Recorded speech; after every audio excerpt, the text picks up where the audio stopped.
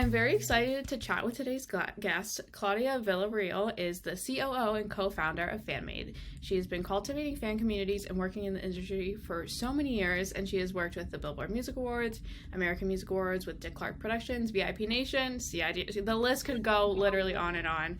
She's turned a 1D fan account and sparking up conversation with a random man into a full-fledged career. Welcome to the show, Claudia. Hi, Allie. Thank you.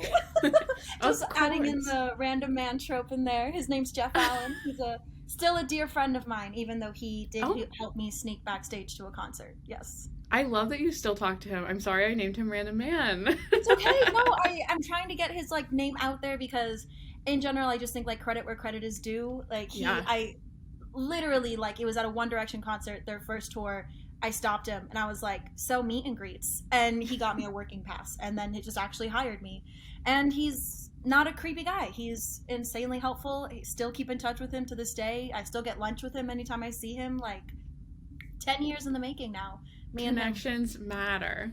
They matter, and taking care of them after they give you whatever they want. Because even though he couldn't get me a working pass even though he couldn't get me a One Direction pass for that show, when One Direction returned 3 years later to the iHeartRadio Music Awards in Vegas, he got me an all-access pass then, and that was the first time I met them all backstage. And he said, don't tell anyone I'm giving this to you. And he goes, if I hear of any fangirl backstage, in the dressing room, or screaming, or crying, or being disruptive, I'm never working with you again.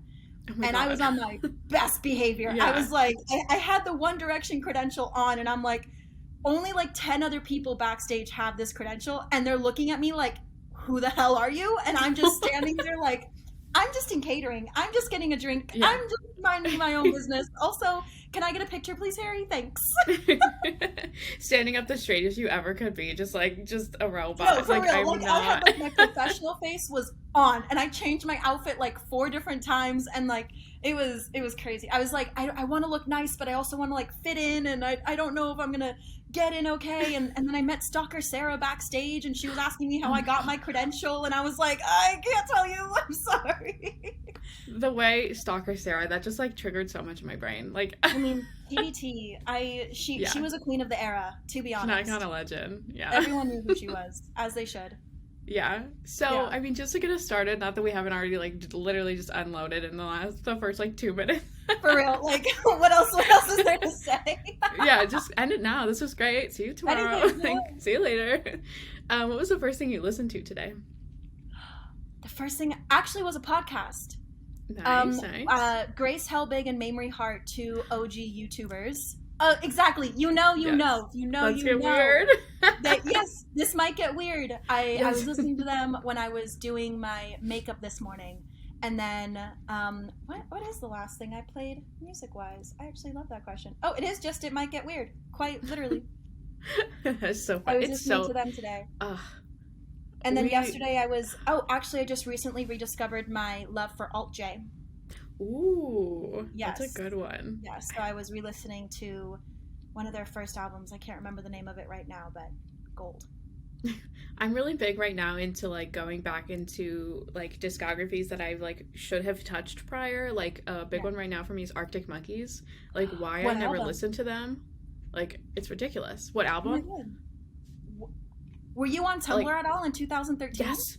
What? Yes, What? I know. It's ridiculous. How did you avoid it all? Were you just I'm not gonna listen to this? No, it was I really fell between One Direction and emo pop punk emo. Mm-hmm. I was in between that, so I missed that grunge, the 1975. I love the 1975 to this day, but I missed that cigarette smoking is a vibe. That, black tight circle skirt Doc Martin era of the internet. Yeah. I skirted it. I was flannels and beanies and the Wonder Years. That was Were where you a I ended up. Fan? Absolutely. That makes sense. Absolutely. Makes sense. Yes. It's a pipeline we don't discuss enough. Let's be real. I mean, it's because I think where Five Sauce is now, if you were just getting into them now, you would have no idea where they were back then. Because 2013, 2014 era, they had their own little grungy phase. Yes. I went to a Five Sauce show and you knew you were at a Five Sauce show. Every girl had the same. It was a uniform. They had uniforms. It was. It was. Oh my gosh. I think we could just talk for hours at this point. But as far as this is just let it go and then just like cut out all the good parts and cut it into a little segment. Yeah. So before we get into FANMADE, let's talk about your journey a little bit, which is a whole big thing. So we can do as long as you want, as extensive, as short. If you want to do it in like 3 sentences, that would be impossible, but if I could figure out you're welcome to try. I'm not even sure. I mean, the real root of the story is One Direction. Like everything I have done comes back to them, and so like there's just so many different avenues. Because I mean, I remember when I first hit 100,000 followers on my Twitter account, and my mom was like, well, did you ever imagine you would hit 100,000? And I was like, no. And she was, well, imagine what else could happen. And if you would have told me my own company, like, hold on, that it blew my mind. Because when I started, like, I was in high school. I was like 17, 16 years old. It was like junior year. One Direction had like just won the X Factor. I remember like I had their X Factor songs on my iPod. And like they didn't have a song out yet. I remember What Makes You Beautiful came out and I was like obsessed, obviously. And I remember when Gotta Be You, their second single, came out, and I was in senior year. I was in like, it was first period because of course like it was always like in the early morning in the US. And I had my screen split between the Gotta Be You music video and the notes I was taking for class. I wasn't even listening to the song. I just had it playing on repeat. And I was like, this is a good day. This is it. And I just, everything. And so I started with my update account. And funny enough, I was actually an intern on another update account beforehand. Like I was always in the weeds of it because I thought update accounts had the answers to everything that One Direction was doing. Just because, you know, it seemed like it. Right. Accounts would have 2,000 followers posting like, here's One Direction today. And I was like, how did you find that out? Where can I find that out? And how do I get in the know? And I remember once asking an update account, like, because my birthday's in June, I was like, do you think they're going to come to the US in June? And she was like, I don't know. and then the first show I went to was 3 days before my 18th birthday. So it was exactly what I did predict. And when I was there, that's where I met the guy that we mentioned at the beginning, Jeff. I was first in line for the show. He was coming in and out of the venue, which is now the venue that they switched up for the Britney Spears show in Vegas. So it was that one in Planet Hollywood. And so it's indoors. I'm waiting by the door. He's always there. He's coming in and out. He has a credential tucked in his back pocket.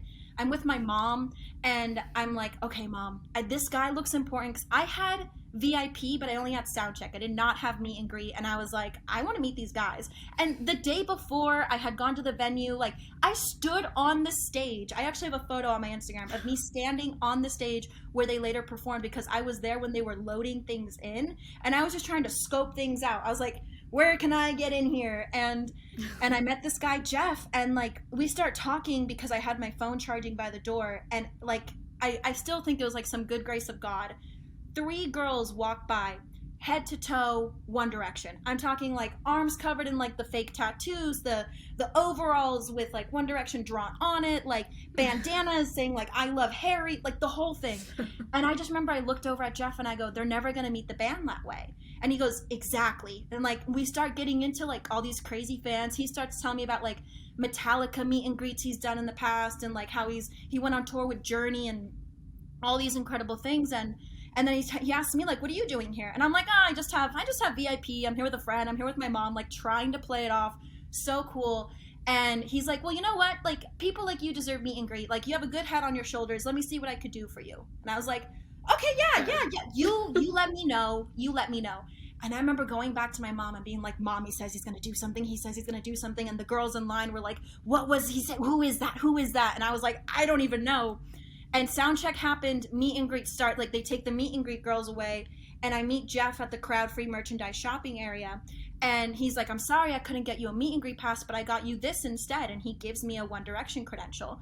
And I was like, I don't know what to do with this. I don't look like a worker. Like, I don't know what a working pass even means. But I told him, like, I want to work a show. And So he started booking me gigs, and I started working with VIP Nation and CID Entertainment as a VIP like representative, which is what Jeff was, what Jeff was doing there. And the more I started to work shows, the more I started to get called. And I remember I was working a Maroon 5 show, and I'm backstage in catering, and Jeff sees me and he's like, "What are you doing here?" And I said, "Well, I got called." And he goes, "I didn't call you." And I'm like, "No, VIP Nation called me." And he goes, "Oh, right, you don't need me to call you for shows anymore." And that was only like my third or fourth show in. So like it became really, really quickly, I became the go-to person to call for the VIP stuff for VIP Nation. So I like did that for about 2 years. I did go to college for a year. The same day I found out I hit 100,000 followers on Twitter, I found out I failed all my classes.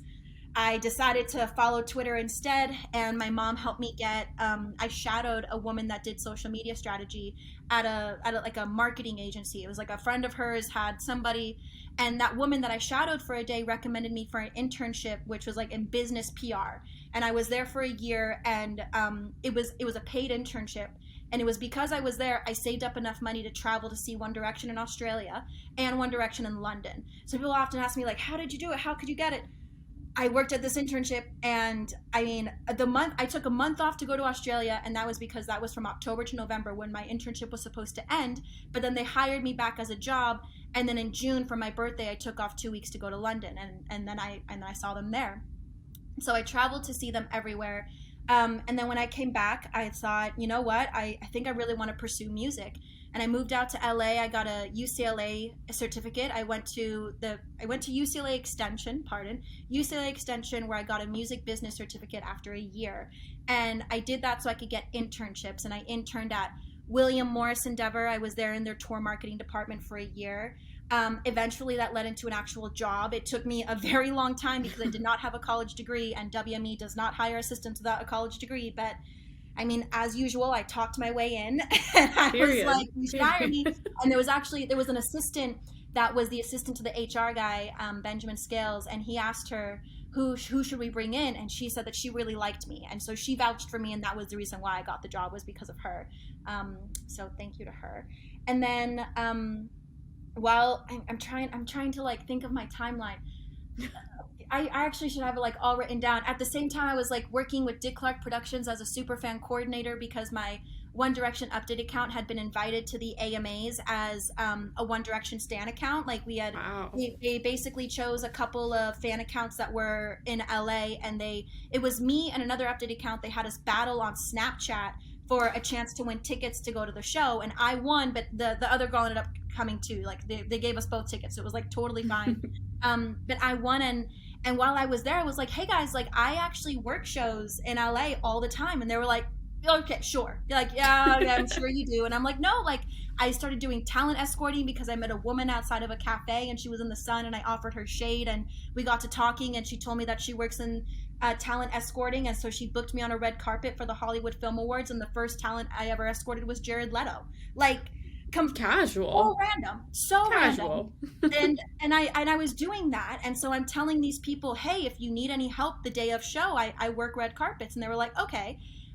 They didn't hire me until the Country Music Awards, where I was working with the artist called Cam, and I ran into their team there, and they were like, "Oh, what are you doing here?" And I'm like, I told you guys I do this. I work in this kind of stuff. Yeah. And so they brought me in as a super fan coordinator for the Billboard Music Awards and the American Music Awards, both of which I worked 2 years. So I was there for 4 shows in total. And I also did the YouTube Streaming Awards as a researcher, like literally just because, I mean, I mentioned YouTube and Grace Helbig and Mamrie Hart. If you know them, you know, I think you know a nice corner of YouTube. And back in the day, I was literally getting paid to watch. I had to help the script writers come up with content for the script based on videos of the nominees. They wanted it to be timely and relevant. So I just remember I was like, I cannot believe I'm getting paid to watch YouTube and then like give them like content back or whatever. And that was a lot of fun.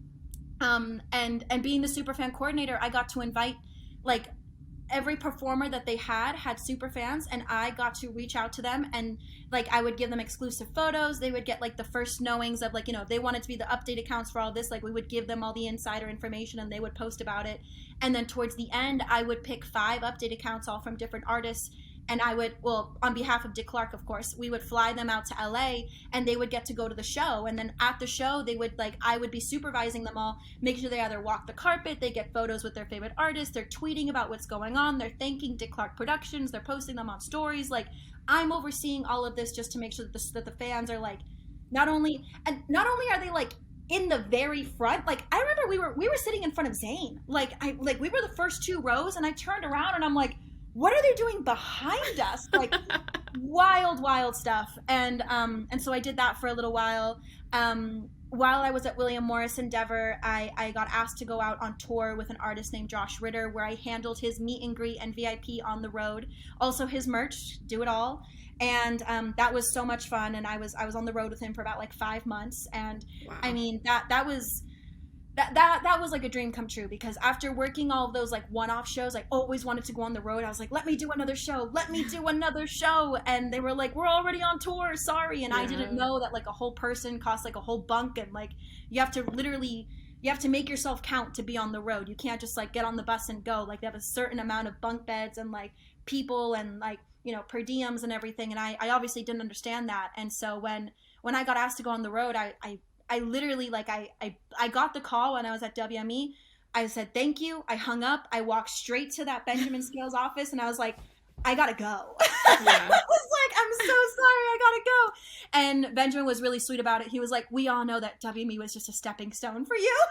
I was like, yeah, not as long as we all know this. No, I remember during the interview, he was like, why do you want to be at WME? And I said, because I want to learn how to route tours. And he's like, and you want to be an agent? And I'm like, and I want to be an agent. Like, we both had this understanding that not really, but kind of, but no.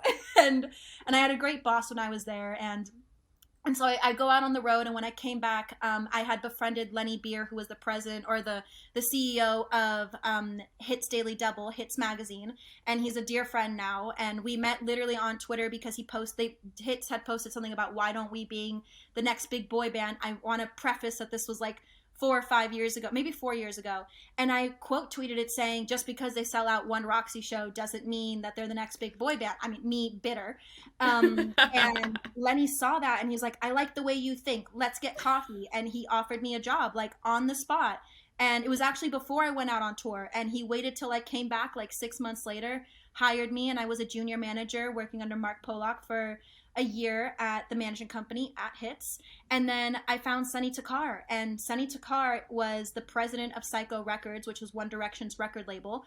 I recognized him from his literal 6-second spot in the 1D 3D movie. I was like, that's you. I was not expecting him to be at the Greek in LA, so I met him outside the merch booth because it was a Pretty Much show, and I had gone to the show to cover it for Hits, but because I wanted to meet Pretty Much and the rest of their team, because they had the same team as One Direction. And when I saw Sonny, I stopped him and I literally word vomited, like, I owe you my career. And he was like, how do you know who I am? Because he's very private. Like, he was business partners with Simon Cowell for 15 years, and he let Simon take the limelight. And he's like, he always works in the back. Even after working with him for 2 years now, like, that's exactly how it was. Well, nearly 3. And I chased him down, Sonny, for 6 months, telling him, you need to give me a job. I need to work for you. I need to work for you. Like, please. Like, you're working with boy bands. You're working on building a girl group. And he was like, I just don't know where to put you. I don't know what to do. So they gave me a shot, and they told me I had to make a presentation, a deck basically, on how I would build a fan base for an up-and-coming girl group that has no music out. And so I did that. It was called Creating and Maintaining a Successful Fandom, and they loved it. I got hired, and 10 months into my job, I got Boys World, who we built from the ground up, zero to 1 million on TikTok, 100,000 on Instagram, like 20,000 on Twitter, over 100 Instagram fan pages, all before they dropped their first single, which is what Sonny wanted. And by the time I left, the girls are at 2 million on TikTok, 200K on Instagram, and like 30K on Twitter. And all of them know how to talk to their fans. Their fan base like has a stand name. They had merch right away. Like, I was really looking into like, what would I have wanted as a One Direction fan for these girls? And you know, it's taking off. It's wild. Like, I still can't believe I was able to like get that for them, because yes, like followers doesn't always mean fans, but it was translating in other areas of their socials. It wasn't just on TikTok. Even on YouTube, they're at like 150,000 subscribers now. And like Wow. that, all of that came because I had them ready to go viral on any platform. Because I thought about when I found One Direction, I wanted to watch every video. I wanted to listen to Yes. every soundbite. I wanted to download every photo. So I was like, okay, let's have everything ready. So by the time we launched them, you could go learn about them. And so I was there as the community and engagement manager for 2.5 years. And then I met Olivia about 5 years ago at the Billboard Touring Conference in New York. We immediately hit it off as like-minded people that understood fan bases, that understood how to like communicate to this kind of people, but there was nobody to talk to about it. Nobody Right. in the industry was focusing on fandom or fangirls, at least seriously. Like I used to hide that I was a One Direction fan because I mean, I only started putting it on my resume that I was a One Direction update account because it looked good for social media, but I didn't want to be a social media person. I wanted to be like a strategist. Ooh, if Strategist, yeah. only I could know that word. And I eventually got there, but like Olivia and I, we really had to think about like what we do doesn't exist in the industry. We're making it for ourselves. And then we met Jamie, who had Fan to Band, 1,000-person street team in 50 different countries, and like just organized fandom for the first time ever. Like I've never seen somebody be able to hone in like a multi-fandom group of people and get them all to work on the same thing for the sake of passion and love and ideas. And I remember being on Tumblr and like looking at stuff One Direction was doing and saying, why are they doing that? They should have done this, this, and that. They missed the opportunity to do that. They should have done that.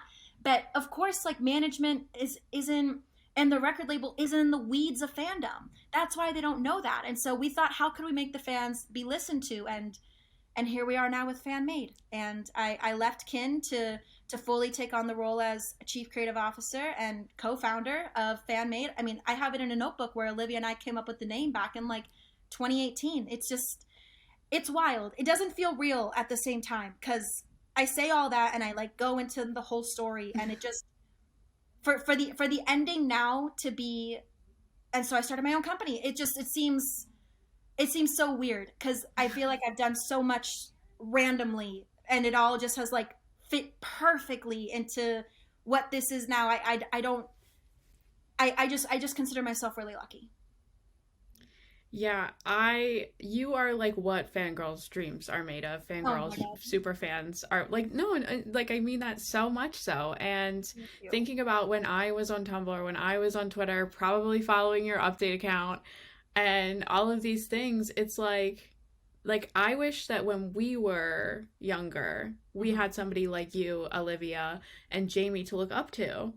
That's Like, that's my favorite return of this all is that like I just hired like my interns like and that like I used to hold Skype interviews to be my co-owner on my update account, and so now to like have internships and like these people like they actually feel like they're being listened to, and like they feel like they're taken seriously. And like at FanMade and at Fan to Band, like we provide a space where it is fan forward thinking first. Like it is so much fun because we are all just a bunch of fans, and like the best part of a fandom is how fun it is, like how you communicate with each other. And like I don't want the the pulling back the curtain in the music industry to distort what fandom excitement and passion is, because once you learn the weeds of the industry, it's a little bit difficult to be as creative as you are when you have the free reign of like anything can happen.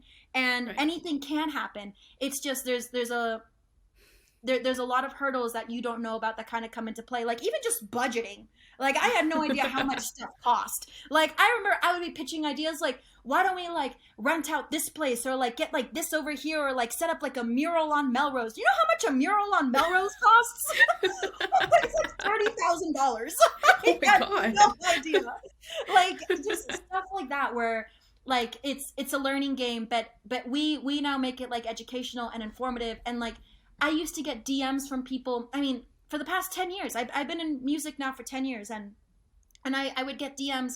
What did you study in school? How do I follow what you're doing? What should I like apply for? Like, what should I work at? What's your title? And it's like, I didn't ever have any answers. And I felt really bad because people would be like, what, like, I want to do what you do. What did you study? And I'm like, I failed out of school and got a music business certificate for the sake of an internship. Like I didn't really study this. I was just a part of it. Like I immersed myself in it. Like I think that the best way that I learned and the way that I got around, like I didn't even mention like the times I've worked festivals and like the times I was like doing like TikTok days with artists, like just 8 hours a day, just filming content and making them feel good about like posting online. Like a lot of what I do with artists nowadays too is like getting them comfortable with being present on socials, because it's so hard to like tell somebody to be yourself when an artist doesn't sign up to be a social media star. They don't sign up to do a TikTok, to make TikToks or YouTube videos or post on Instagram. They sign up to make music and make art, and oftentimes like it's really difficult for them to focus on that and then also have to be creative in a lane that they didn't ask to be creative in. And so that's when I jump in and I'm like, you have to think about the person that like shares your videos, screenshots them with their friends, like has something to talk about, like is excited for you, like especially with how everything is trying to appeal to the masses. It like your fandom isn't massive. Your fandom is a section of it, and that's where we as FANMADE come in, is we can tell you how to market to those people. And like our whole thing is like, why guess what fans are thinking? We have the fans at our disposal. We'll ask them for you, and then we'll come back with ideas for you, so you don't have to stress. And also, so management doesn't have to worry if the fans that they're employing are trustworthy, sane, like stable. And at the same time, if fans aren't getting screwed over by management teams and the big record labels and everything like that, like that could happen. So I like that we're the liaison, and even between brands too. It doesn't just stop at artists. Like brands also have like their fans, and eventually we hope to like venture out into even more, because everybody has a fan. Sports, I mean, sports is massive. Yeah, that's a whole other beast. It's crazy. It's crazy. So I'm just happy like there's finally a place where people, like now when people ask me that, like what should I do? Where should I go? I'm like, go to Fan to Band. Go to Fan to Band, sign up there, like let's figure it out. And there was even a girl that like reached out to me for coffee and invited me to speak at USC, and she signed up for an internship, and I had the ability to make sure that she got that. And I like to be able to now give somebody an internship after like all the things I did for somebody to give me a chance at an internship, and now I get to give that back, and like all I had to do was make a call. Like I don't know what to say. I don't know what to say. It's really fulfilling, and it's I'm just happy that I can finally give back to the community, literally, like that. Here, we're here for you. We can hear you. We listen to you, and we want your ideas. You will be credited for them, and you will be hyped up. And you know, we don't want anybody to come in like there were some people we were interviewing for interns, and they didn't mention that they had a fan page till halfway through, and I'm like, that's what we're here to do. That's what we're here for. Yeah. We're here for. Yeah, I want to hear about your Harry Styles update account. I do. Yeah. I really, really do. And so it's just cool how it's all come full circle, and again in what feels like such a short amount of time.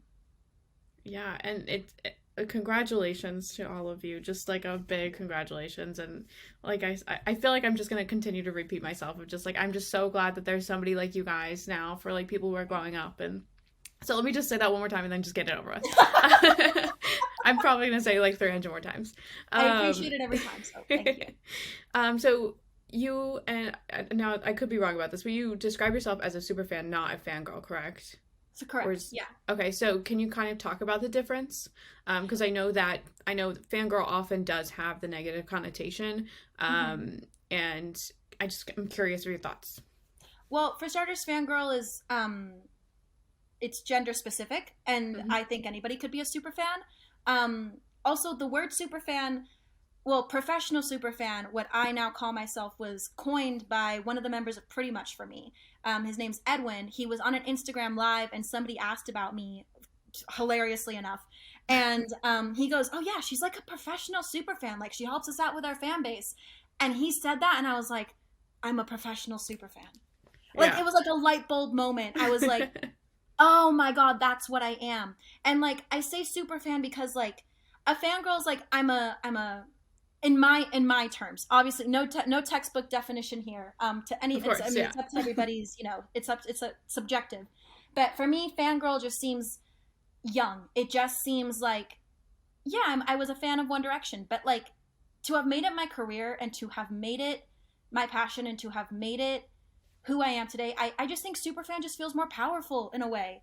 Like Hell yeah. fangirl to me just seems a little demeaning, and I don't know if that's just because of stigmas or if that's because of stereotypes that like I just have grown up with being in this, industry, Yeah. and having the connotation of like One Direction, like not connotation, having like just One Direction like riding my entire being, like to be called a fangirl. I'm just like, yeah, I'm a fangirl, but a super fan, just to me, it's like, oh, I'm a super fan. Like I am. I'm a big fan of a lot of things, and and I think it leaves it open to a lot more than just like fangirl. Absolutely. Yeah, and I want Absolutely. everybody to be involved. Anybody can be a super fan. Screw Superman, super fan. Oh my god. Let's get the Photoshop going. Let's get it going. Let me If Photoshop I it were for to you. text that to the FANMADE team right now, we would have mock-ups by the end of this call. Period. They would be like, yeah, we could do that. We could totally do that. That is so funny. So social media has obviously changed since you started, and I'm just curious, do you think so? I mean, I don't follow as hard as I used to in the world of anything. I think Harry Styles is probably the last thing. I mean, let One Direction remain. I'll be back on every single Stan account there is. You and me both. That's, You and yeah. me both. 1D live But updates will be revived. yeah, like I will be watching 1D Day on repeat until I get my On fix. repeat. But do you think that if you started today, not having known what you did, or knowing what you do now, but not having the experience, do you think it would be as successful in this kind of space of 2022? Oh. Okay. Olivia and I talk a lot about how we think it was divine timing how social media was when we were coming up, because she was a Miley Cyrus super fan, so she had a Mm-hmm. Miley update account, and like she did that whole thing over there.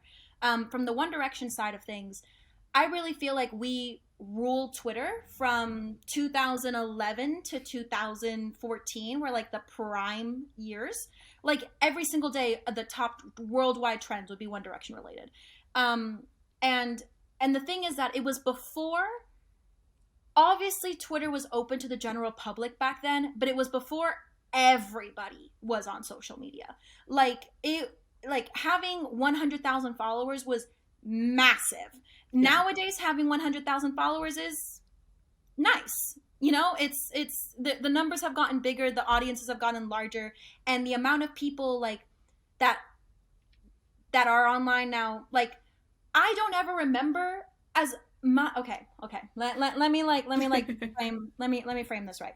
If I tweeted something on my update account and it was retweeted everywhere, I would never see like the general public commenting on it. Like as opposed to now, let's say an Ariana Grande account tweets something and it hits general public Twitter, local Twitter, you will get bombarded with like hate or like or like just like people being like, why do people care about this? Or like I Yeah. never, like it was like we had a bubble.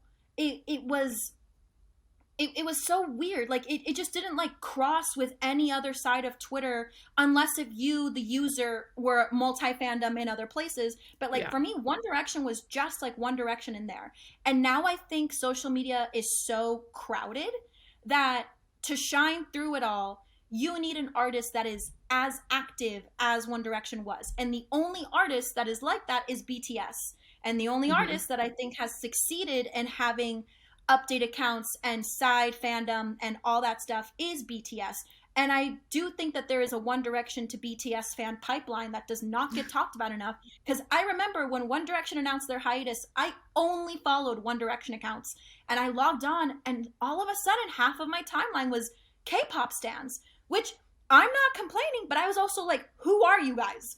Because like Yeah. they would change their profile pictures, change their names, change their handles, and I was like, who is this? I was like, I have no idea.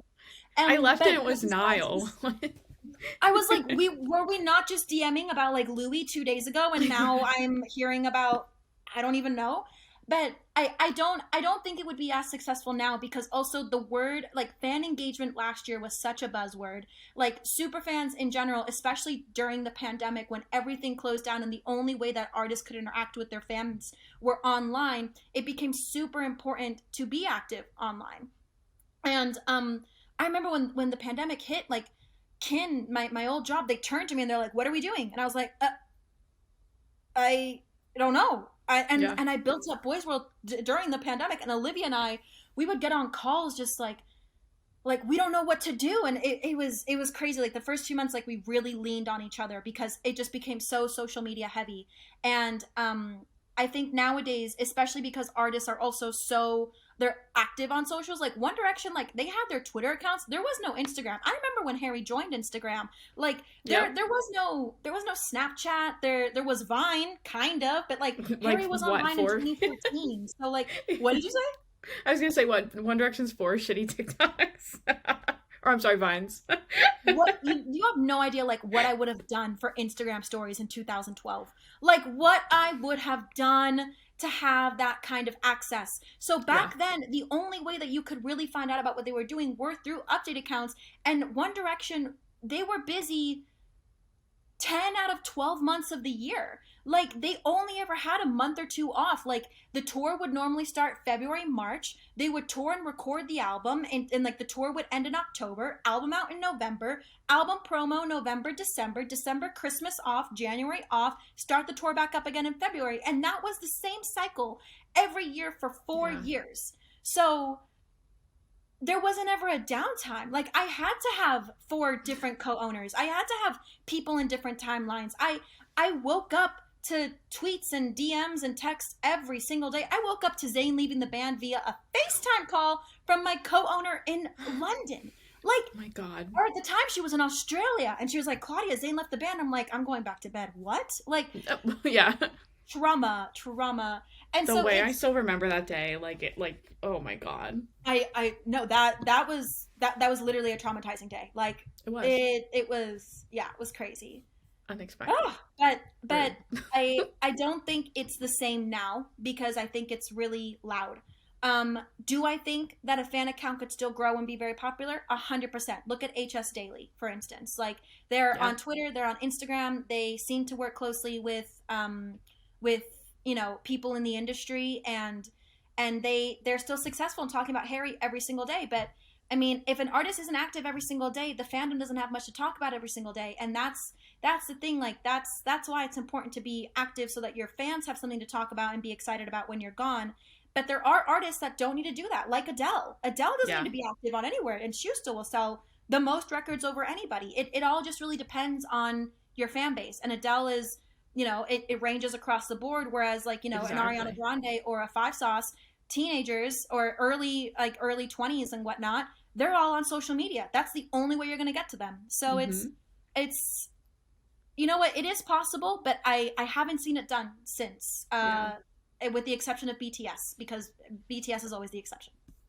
Yeah, every time I've seen like a BTS account like run across my timeline, I just get like I almost get like chills. I'm just like, this is what it used to be like. I haven't done this, and like it just like gives me this like heartwarming feeling that I know that fans are still out there to that extent.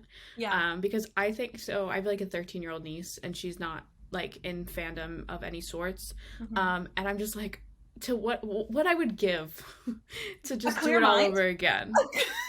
What's that? Oh my god, to do it all over again, like, but then I think about, like, the fandoms for things like Sherlock Holmes and Doctor Who, and, like, Yeah, fandoms that have been around, like, for a really long time, that survive on fan works, and, yeah, like just a community, like, building and feeding off of each other. Like, I don't want anybody that is in fandom to, like, listen to a podcast like this and be like, they're only talking about, like, two bands, like One Direction, BTS. Like, there's so much more to that, and I know that there is.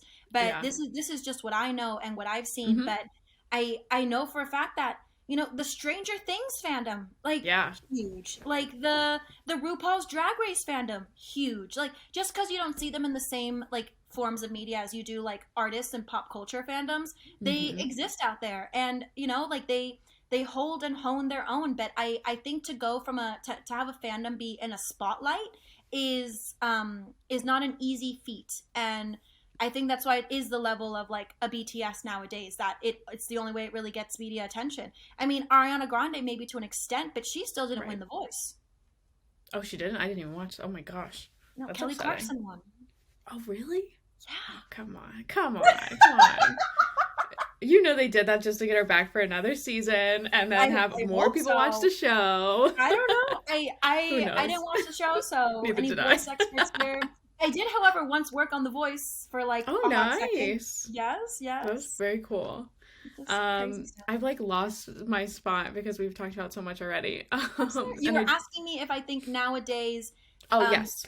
yes, social media would be the same. So FanMade and other fan built companies, organizations, do you think that in the long haul it's going to change the way that number one, the music industry runs, and then also how artists in the future and upcoming artists see like Olivia Rodrigo, prime example, are going to change the way they build themselves from day one rather than day, you know?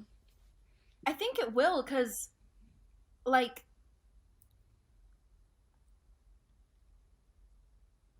okay, the way that I see it going is that with FanMade, we want it to be where like we want fans to be in the room with these artists to provide direction and ideas that come from a passionate and excited mindset and not a money driven mindset.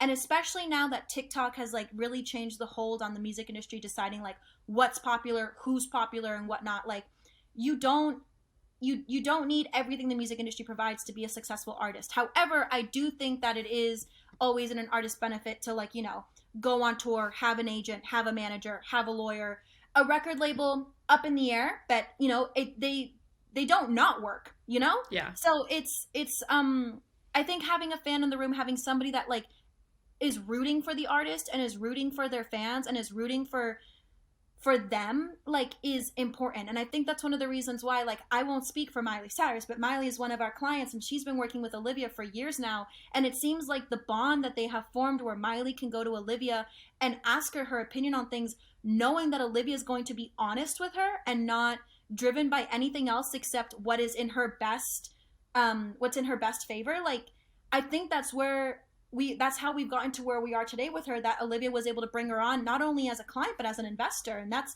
that's not something that just happens because she's her biggest fan. That's something that happens because Miley trusts her and like trusts us in a way now too. And I just that's wild to me. But I think down the line, like Olivia Rodrigo, I know she comes to the table with her own ideas, and I know that she is really much in charge of like how she does her rollouts and her campaigns, and I don't think it would hurt to have a fan in the room, and Right. and I think in the future it's going to be beneficial that you have a fan in the room. Like, you should have somebody who is on your side rooting for you and understanding your audience better than anybody else to help guide you. And I think moving forward, like a lot of like fan engagement agencies that I've seen like just focus so much on data and like, here's like what your Instagram stats are telling you, here's when to post on Instagram, like here's how many fans you have in New York. It's like Jamie always says, like, you don't want to define a fan base by gender, sex, location, or gender, age, location. Like that doesn't tell you anything. That just tells you that people in New York like your music. Well, duh, I could have told you that too if you're a streaming artist. So it's really like we want to get to the nitty gritty of it, to only again for the benefit of these artists and brands and whoever else. And I think in the future it's not going to be so data driven as much as it's going to be feeling driven, because especially now that fans like can provide feedback to how certain things go online in real time, you want to make sure they're having a good time, so they give you good feedback and that they continue to want to go and promote and be a fan of the things that you do. So if you want them to have a good experience, you have to treat them well, you have to give them a good time, you have to put effort into what they're going to say.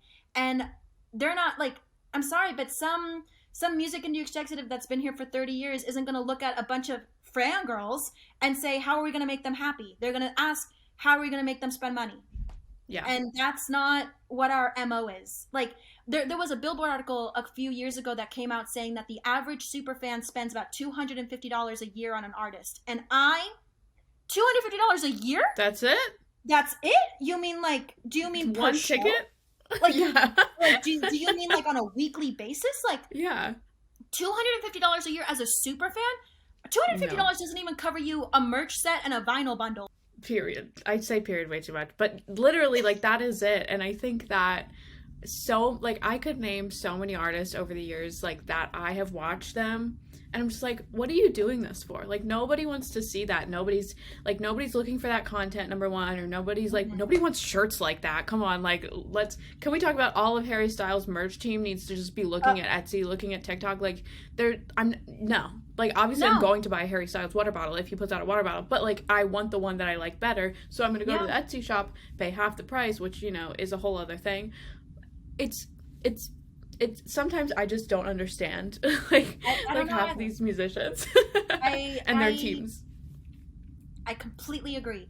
And, like, you're just like, that we're, like, I know. And it's just like that's the thing, is like, you just know, and then you go to your friends and you're like, they should have done this, and everybody else is like, they totally should have, and it's like, it would have been like collectively better. Like, I remember, like, One Direction would do interviews with certain journalists and we'd be like, why are you talking to these people? Like, we tell you time and time again we don't like it, and then they're like, we don't understand why they get so upset whenever we talk to these guys. Maybe if you asked for 2 seconds, we, like, it's just, I also think, like, fans don't have anything to lose in being honest.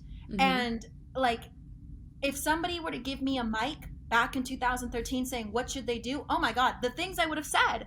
And, like, that's the thing, is, like, we're handing the mic off to these fans to be like, what should they do actually? And they are coming forward with some of their best ideas that they've thought out for ages. And, like, that's, again, like, I don't think, if you've never been a fan of something, you're not going to know what a fan needs. And you can't teach somebody how to be a super fan. You can't teach fandom to people. You can't want to be a fan for the sake of you can't just, like, fake it being a fan, because you have to be in it. You have to understand, like, there's so many layers and so much texture, so much context to everything that happens with a fan base. And it's like, you, like, imagine jumping into the Taylor Swift fandom right now blind. You would have the amount of learning you would have to do to understand how the Taylor Swift fandom operates. And not only that, but there's different sectors of the Taylor Swift fandom, and there's, like, conspiracies over here and secrets over there and, like, riddles over here and important numbers and dates that you have to know over there. Like, it all takes a lot of context, and if you are not in it, it takes dedicated time to catch up. And once you catch up, you still will always be learning about things that happened years ago that you won't, like, it's just over time. Like, I see when Harry was, like, going solo, and a lot of solo Harry stans were coming in and trying to, like, learn more about One Direction. Like, there's this update account on Twitter that just posts, like, unseen photos of One Direction, and I'm like, bestie, we've been seen. We've seen them. I know this picture very well. Like, it's a picture of him and, like, baby Lux. Like, unseen with Harry with child. Harry with baby, and it's like, oh my God. And now, like, baby Lux is, like, 6-7 years old, and I'm like, don't get me started on that. A full child. And there's also just, like, in general, like, stan culture literacy and, like, social media literacy, and, like, there's a really fun Twitter account I follow called Things That Change the Internet, and it's, like, just screenshots of, like, iconic moments online. And it's like, even, for instance, like, let's think about 5 years down the line, we're all gonna know what Bing Bong meant. Bing Bong. Yeah. That's something that's going to live for years, and if you weren't there, you weren't there. And it's the same thing with fandom. Yeah. It's so funny you say that, because when I graduated high school in 2015 and I went away to college. I went to this, like, whole, like, retreat thing just so I could move in early, and had no reason to be there other than just to move in early. And I made this friend, and we get back from the retreat and we just all are hanging out in, like, a common room, and all of a sudden, like, One Direction comes up in conversation. And I casually, because at that point, 2015 was post Zayn leaving, and they were still, like, not hiatus, so they were still kind of fresh. Yeah. Like, people were still just generally talking about them. So I was like, oh, you know, I like One Direction, like, just casually. Super casual. And somebody says, oh, me too. And we start talking. And all of a sudden we're talking about Harry Styles with a picture of a koala and talking about how there was a rumor that he had chlamydia.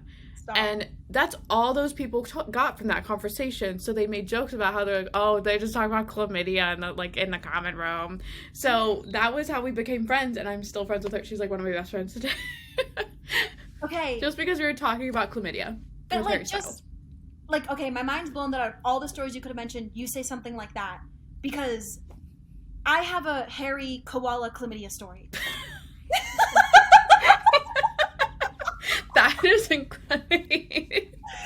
I was driving in my car in Vegas, and a radio station was talking about how rumored Harry Styles has chlamydia after touching a koala in Australia.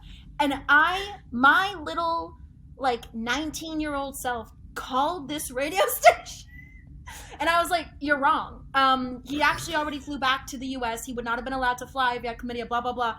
And the radio DJ at the time, John Moog, he was like, how do you know this? Like, what? Like, who are you, like, calling saying this? And I'm like, I'm a One Direction fan. And I dropped my update account, and I became the One Direction correspondent for 98.5 KLUC in Las Vegas for, like, 2 years. Just because of that call. And it just hairy chlamydias and koalas. I'm so glad that has worked out in both of our favors at some point. And to think, what else has it done for society? Right. Truly. So That's personally, with all of the things that you've done, all this work and research and interactions with execs and fans and other fans and different communities, do you think you still could be the fan you were 10 years ago today? Oh, I know I can. I'm a huge fan of Brockhampton. Oh, yeah! Yes! I love Brockhampton. They got me through the pandemic. I had already seen them once in 2018 at Oshaga Music Fest. So I have been on the wave for a minute. But during the pandemic, like, I mean, my top 5 listened to songs on Spotify Wrapped came from their last album. Because I think Roadrunner is a spectacular, no skips, top to bottom, fantastic album. And I like got in the weeds of it. They were holding these secret live streams on Twitch under a different name called Technical Difficulties. And like, it was me and maybe 300 other fans that found the link. Wow. And they were hosting these like nightly. And like, I got it because I followed a girl on Twitter who was talking about like, oh my God, Kevin's on. And I was like, the way that she's talking is as if they're live somewhere. But she wasn't posting anything about the live link. So I started looking and going. And I found a link on Twitter that was deleted like right after I clicked it, and it sent me to the technical difficulties thing. Through there, I like found like all their Discords, and I found like Brockhampton Leaks, which is like an entire subreddit, an entire Discord dedicated just to music that they leak, which led me to like Google Docs of like every leaked thing that they've ever done, like the Saturation Trilogy movie DVD. I saw it on like Google Docs. Like they had an organized like massive doc of everything that they've ever teased ever. And like it was like I think I spent like a solid like 3 weeks of quarantine just like really dove into like the technical difficulty stuff. Wow. And then like I bought holiday merch. I saw them at Lollapalooza. I wanted to go see them on tour in Europe, but that's not happening now. I bought a ticket, one solo ticket to see them in Vegas because they're performing at my favorite venue here. And like I've met them all. I'm really good friends with their tour manager. Like I like said thank you to them. Like they were on my flight home from Lollapalooza. I was like, hey guys, literally Joba, who like I think is like the crux of this last Roadrunner album. I mean, definitely if you listen to The Light Part 1 and 2 and everything in between. He was sitting in front of me on the plane, and my plane album, I mean, you could imagine, was the Brockhampton album. Yeah. And I'm sitting there listening to it, just like staring at the back of his head, and I'm like, this is so weird. like I'm on a plane full with every member of this album I'm listening to right now. That was like my only downloaded album, and like just because I got a new phone, and it was just like it was so surreal. But again, like I didn't ask for photos. I didn't ask for anything signed. Like I got invited to their after party show at Lolla as well. Like I was in there with all of them, but I left. I was like, I don't need to be here. I said my hellos, I said my thank yous, like I got a drink, like I don't need anything else from this because I still want to be a fan of theirs. And so Yeah. I left, and it's just like I listen to them all the time, and I would travel for them because you know what, like I'm really happy I never ended up working for One Direction. Like I'm really happy that I was just able to live it, and then like that they went on a hiatus and I got to move on, because it allowed me to like expand on what I was doing. It actually forced me to expand on it.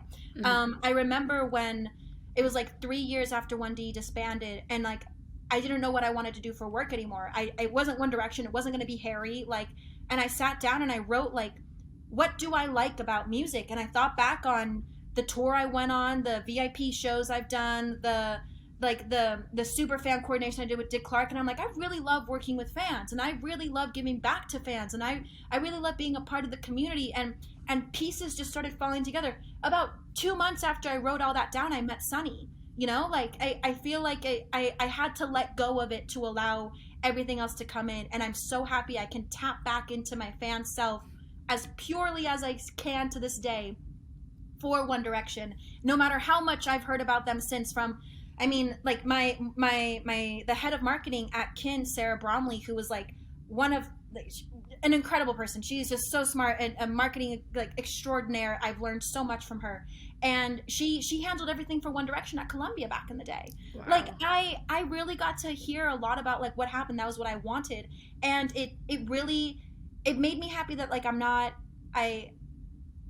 the analogy I always use is like, before I was at the sleepover, I was in the room, I was with everybody having a good time, and now it's like I'm in the same house, but I'm just the mom checking in on everybody. Like I open the door at the sleepover and I'm like, is everybody having a good time? Everyone snacks. Fine, all good. And then I gotta close the door and go back to my regular life, but I can still check in on it. That's how I feel now. But when One Direction, not One Direction, Freudian slip, when Brockhampton performed at Lollapalooza, it was over. It was on. Over. I lost every word. They played my favorite song that's not even on an actual album. It's like a deep cut that's like in between. Like they're 1999 Wildfire. That came on. Lost my mind.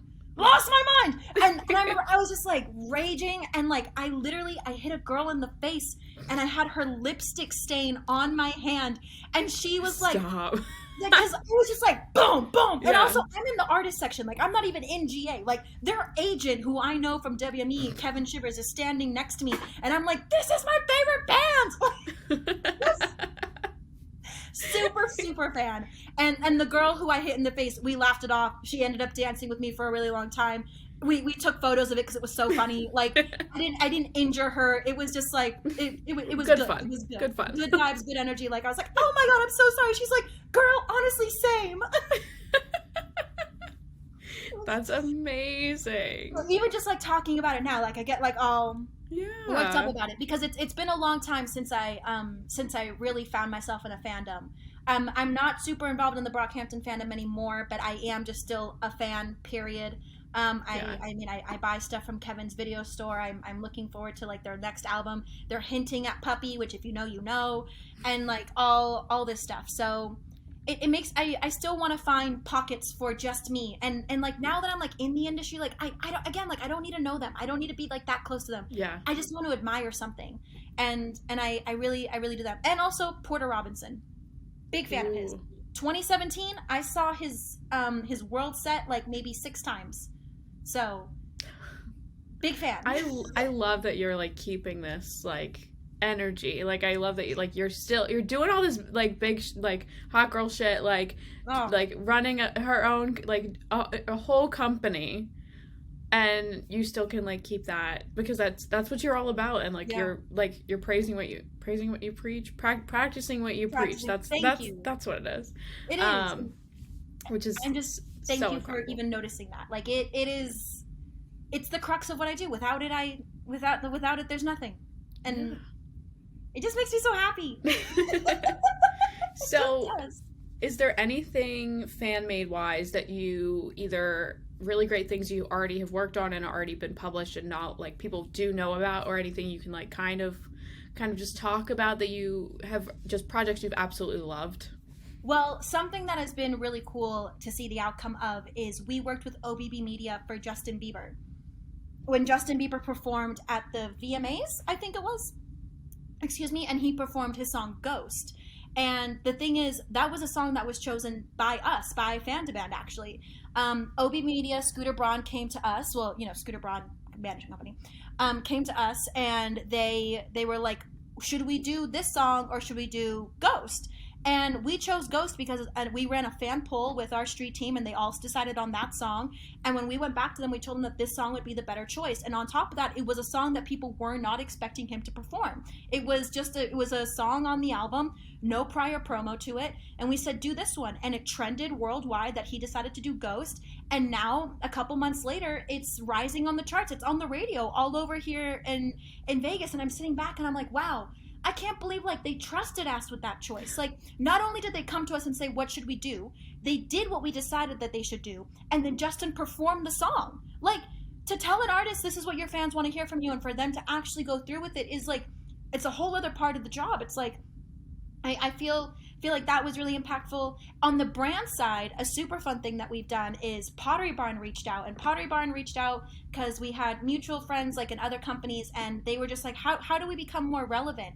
On the Pottery Barn side, we have Tish, and we did a whole collab with her just recently for the holidays, where we had Pottery Barn send her a whole bunch of like festive decorations. She posted about it, and like that was a natural collaboration on our end as well. And I look at Pottery Barn when they first came in, and I'm like, what are we going to do for Pottery Barn? But it makes, like, they just want to be more relevant, and we understand what relevancy looks like online, because we understand how people take in things on socials. Like, it's, you have to preemptively guess what the response is going to be, and you cannot guesstimate that if you are not active in those spaces. So if you were to post something, and like most marketing companies will be like, hopefully like the KPIs, like we'll reach this number and this many retweets, but what's going to be the conversation about it? What is the discourse you want to be about it? Like, how do you want people to talk about it? And like that's kind of what we help out with.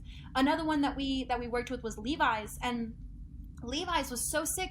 They invited us out to a festival, which unfortunately ended up being Astroworld, but which is a tragedy. But I wanna focus on what we did for them, and I don't want to be any kind of disrespect to not touch on what happened there.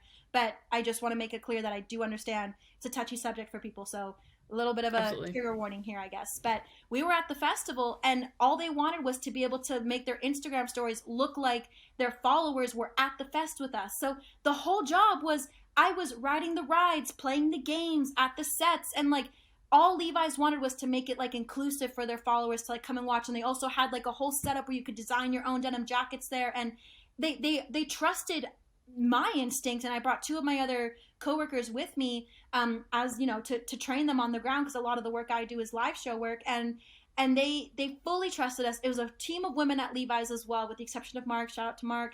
And they were just like, we want you guys to post as if anybody else would, but we want it to be cool, we want it to be timely. Like, we still had to run everything by them, but it was fairly successful for the first day. And before we heard what happened, everybody was really happy with how the day had turned out. And I would have never in a million years imagined that I would be doing Instagram stories for Levi's. But it made sense. And we've been working with them again ever since. They're a great company. They treat us so well. Like, they treated us really well after everything that happened, making sure that we were okay, not only just like physically, but mentally. And it was wild. Like, I've only been at FANMADE now for about 2-3 months full time, because I was really struggling between leaving Kin and going over to FANMADE. But we have a lot of really, really exciting people in our inbox right now. And like, I'm walking around like seeing these people on billboards, their songs coming up on Spotify, and I'm just like, I can't believe you might be one of my clients. Like, that's wild. Olivia will send through voice notes that Miley has, because we're working on Miley Cyrus and Pete Davidson's New Year's Eve special in Miami. Yeah. And that's even crazy. Like Miley's pitching ideas to us to like brainstorm, and we're pitching ideas back, and we're getting in touch with like, you know, big Instagram accounts and TikTok accounts, and it's just so much fun. Like we just get on these Zoom calls, like all like 10 of us, and we're like, what do we do? Yay. Okay, so do you want to play a game? Okay. So basically I'm going to give you these scenarios. Just tell me whatever song comes to your head first. Okay. It can be any. It can be the worst song, the best song. So the first one is you're walking home in the rain and you get splashed by a car that's driving fast. I don't know why, but the song She's My Kind of Rain by Tim McGraw came to mind, which makes no sense. But that is the one that came to my mind when I wrote this. Umbrella by Rihanna. Yeah. Yeah, that's what came to my mind. I'm imagining, but like Tom Holland performing it. Oh my god. Yes, on the lip sync battle. Yes. Yeah. Yes. The full costume and all. Exactly. Okay, so number 2, you are stuck in an elevator and you're stuck with one other person. They have a ringtone that they just won't turn off. It just keeps ringing and ringing and ringing. It's the worst song you could possibly imagine to hear over and over again in a loop. I picked Boom Boom Pow by the Black Eyed Peas. My mind just immediately went to a Soulja Boy song. Like, just maybe Kiss You Through the Phone. Because, like, I haven't heard a personalized ringtone in so long. But just immediately I think of, like, 6, 7, 8, 9, 1, 2, 1, 2. You know that I miss you. And I would just be like, again? Like, if it was in the elevator. And then it's like, it's like, and you're like, we get it, we know the phone number. We know the number to call. We're good. We'll just get through the phone. We get it. Yeah. And then the last one is you are on the way home from a really, really bad date. The person picked you up and they give you the aux, and you have to pick the song to kind of cut the silence, cut the awkwardness from the bad date. I'm thinking Megan's Piano by Megan Thee Stallion, which is the song that's like really big right now. It's like, oh god, now that I'm not gonna remember how it goes. Oh, sorry, hoes made me the it girl, shit girl. And I'm just like, yeah, if I was on a bad date, I need to just pump up my energy. I don't care about you. Yeah. If I was on a bad date and, like, let's say they were like driving me home, they passed me the aux, I would just put on Tame Impala. Probably, because I'm a man. Yeah. That's a good one. That's such like I feel like Tame Impala is such like a crowd pleaser. Like, I don't care what it is. Like, an exactly. entire And if album. it's a bad date, Cause I'm a Man talks about how, like, sorry, it's because I'm a guy. I love that. Well, thank you for playing. Thank you for having the game. Of course. And I always ask this final question. So it's going to be a little different in your fan space, I guess. So musicians, companies, people with platforms all have the ability and the platform to leave a mark on the world in various ways, either that be bigger or smaller. What is the mark that you, or if you want to say for FANMADE, want to make? I'm just really excited to be pioneering a fan space. Like, I don't think fans have been given enough credit over the years on how they've really carried a lot of artists' careers on their backs, and to finally be in their own spotlight and, like I said, having the mic passed to them, I really cannot wait to know. Like, sometimes I wish I was already like 20 years ahead so I could research the time that's like going on now. Even being able to look into Twitter at 2010 to now is like so different and so fascinating. Like, I really want there to be a space where passionate people can fit in a professional setting for the sake of everyone's like benefit. And like, I think sometimes passionate people get overlooked because they're too passionate, and they get too excited, and you don't want to be too excited or else it's not cool, or you don't want to be an embarrassment, or you don't want to embarrass your team. But I if anything, I just think it's embarrassing that you choose to shut it up instead, you know? So I really want it to be, I'm really happy that we have a new lane that we're building in the industry. That's always been there. But I mean, I don't think the Beatles were asking their fans for anything back in the day, you know, for any advice. One Direction, I'm sure, could have taken a couple notes, even though they did super well. Justin Bieber, BTS, Megan Thee Stallion, Doja Cat. Doja Cat has a very specific fan base, and she knows how to tap into them because she understands a completely different side of the internet. And like, it's her craft, and I don't think anybody that doesn't understand that should really have an overall say in everything that she does. Absolutely. Well, Claudia, thank you so much for hanging out. FANMADE.